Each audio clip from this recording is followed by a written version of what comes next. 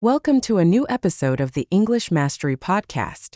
I'm Serena, and today we have our guest, Ahmed. In this episode, we'll be discussing a topic that's probably one of the most challenging and relevant. How can we stay proud of ourselves, even when we face failure? Failure, as we all know, isn't something we desire, but it's an inevitable part of life. Often, failure is accompanied by feelings of frustration and disappointment, which can negatively impact our self-esteem. However, it's crucial to understand that failure isn't the end of the road, but rather an opportunity to learn valuable lessons and grow personally. In this episode, we'll explore how we can transform failure into a source of strength, and how we can maintain a sense of pride and confidence in ourselves, even during difficult times. We'll discuss strategies for turning failure into a learning opportunity, building a strong support network, and the importance of self-esteem in this context. Let's start by sharing our thoughts on how to deal with failure in a positive and productive way. Welcome, Ahmed. Today we're going to discuss a topic that might be central to many people's lives. How can we stay proud of ourselves, even when we face failure? I think this is an issue that affects many people, especially when they face difficulties in achieving their goals. Hello, Serena. Indeed, this is an important topic. Failure isn't just an event we go through, but it can be a valuable learning experience. In fact, challenges and failures can be a great motivator for personal growth if handled correctly. I completely agree. Personally, I went through a period where I was working on a project that was very challenging, and unfortunately, the project didn't succeed as I had hoped. I felt disappointed at first, but after a while, I started to see the failure as a learning opportunity. That's very natural. I felt the same way when I was starting my first project in the field of personal training. I faced many challenges and difficulties, and there were times when I felt like everything was falling apart. But over time, I learned that failure is part of the process and that I could use it to improve my skills and strategies. And how did you deal with feeling frustrated during that time? First, I tried to be kind to myself.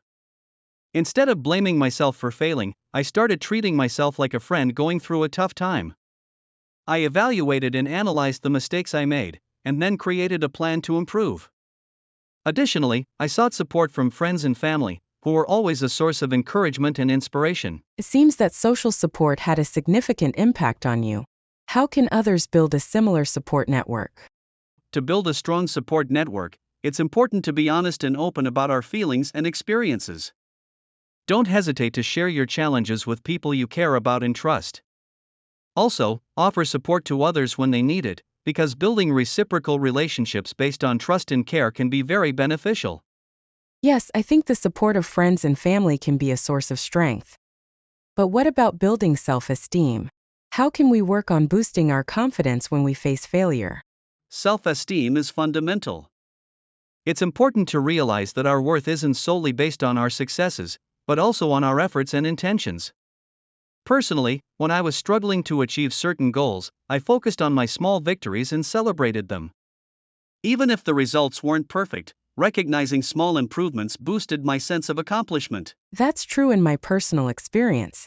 I've found that celebrating small victories had a significant impact on my motivation. For example, when I was learning a new skill, I felt motivated when I was able to master a small part of that skill, even if I hadn't achieved the full goal yet. Definitely, focusing on small goals makes the journey more achievable. One example I'd like to share is how I started a new project in the field of personal development. Initially, the steps were small, like conducting a local workshop.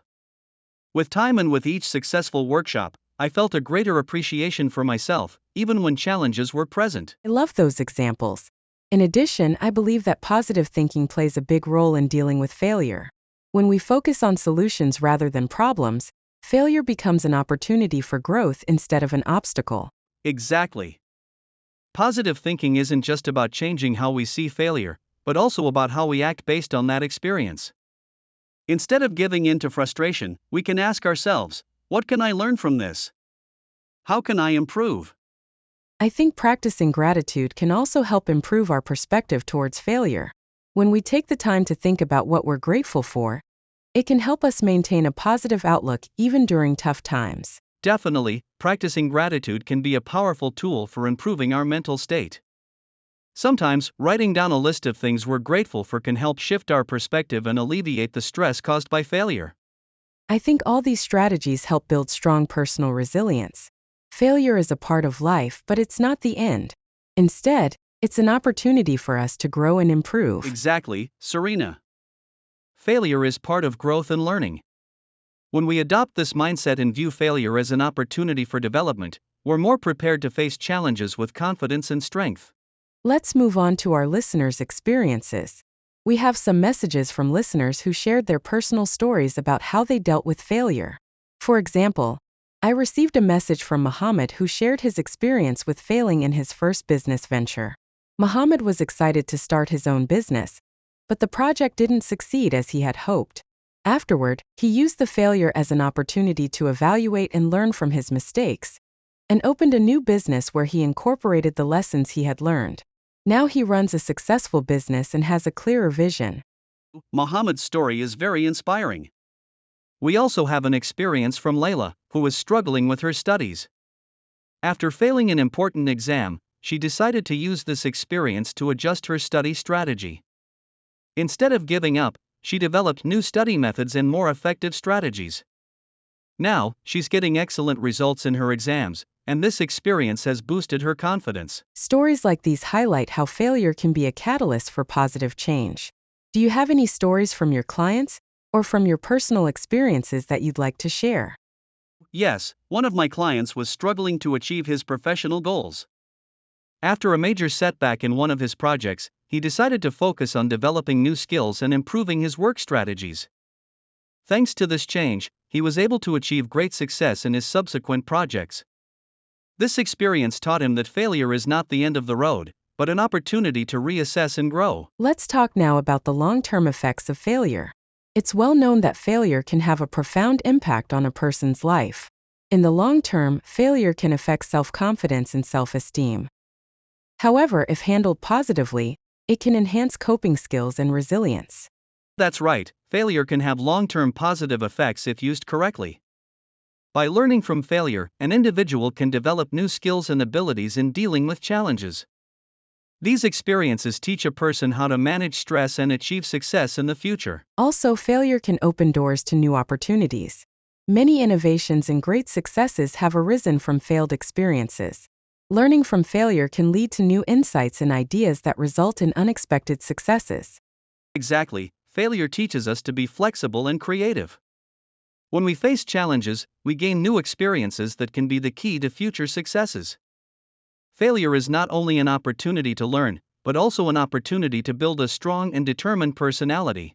Let's now talk about some practical strategies that can help us deal with failure positively. First, it's useful to set clear and achievable goals. When goals are specific, it becomes easier to identify the steps needed to achieve them and deal with any obstacles. Yes, setting goals is an important step.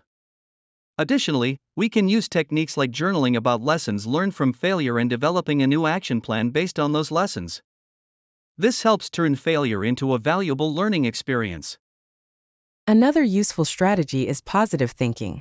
By practicing gratitude, we can enhance our ability to focus and manage feelings of frustration. Positive thinking helps us see failure as an opportunity for growth rather than an obstacle. Also, it's important to utilize social support. Having a strong support network of friends and family can have a significant impact on our ability to cope with failure. Additionally, we should be open to receiving advice and guidance from others. Finally, avoid emotional buildup. Instead of letting feelings of failure accumulate, it's helpful to talk about those feelings and deal with them in healthy ways, like writing or talking to a trusted person. This helps reduce stress and allows us to focus on solutions rather than problems. Exactly. Using these strategies can help turn failure into a positive step in our personal and professional journey. Failure is not the end of the road, but rather an opportunity to learn, grow, and progress. Thank you, Ahmed, for this inspiring conversation. Today, we've explored how we can transform failure from an obstacle into an opportunity, and how we can be proud of ourselves despite challenges. It's important to remember that failure is not the end of the road, but rather a part of the journey we go through to achieve success and personal growth. Thank you, Serena. It was a useful conversation, and I think we've given listeners valuable tools for dealing with failure in a constructive way. Remember, failure is just an experience we can learn from and grow from. Thank you all for listening. We hope you've benefited from today's discussion and that you find the strength and inspiration to face any challenges you may encounter. We'll see you in the next episode with new and exciting topics. Until then, goodbye. Goodbye, Serena. Thank you once again to everyone who listened today. We wish you all success and progress on your personal and professional journeys.